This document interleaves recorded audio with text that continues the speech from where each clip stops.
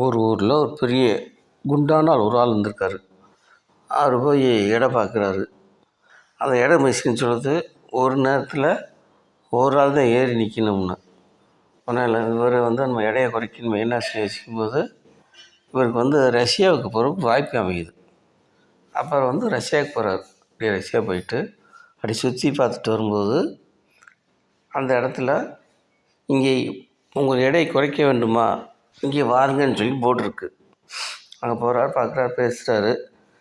அவங்க சொல்கிறாங்க, உங்கள் எடையை குறைச்சிடலாம், ஆர்டினரினா $10, ஸ்பெஷல்னா $50 அப்படின்றாரு. இல்லை நான் ஆர்டினரிலே ட்ரீட்மெண்ட் கொடுங்க அப்படின்னு சொல்லி $10 கட்டுறாரு. அவங்க ஒரு ரூமுக்குள்ளே கூட்டிகிட்டு போய் உள்ளே தள்ளி கதவை பூட்டிட்டாங்க.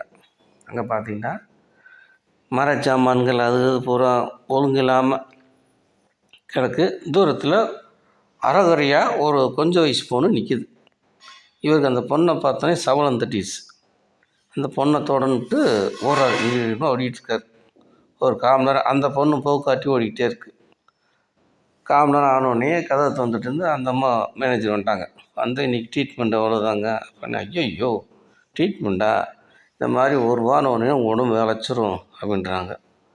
மறுபடியும் நினைக்கிறாரு, ஆர்டினரிக்கு இப்படி இருந்தால் ஸ்பெஷலுக்கு எவ்வளோ இருக்கும், சரி இப்போயே நான் ஸ்பெஷல் கட்டுறேன்னு சொல்லி $50 ஸ்பெஷல் கட்டுறாரு. கட்டிட்டு இப்போ அடுத்த ரூமுக்கு அனுப்புகிறாங்க.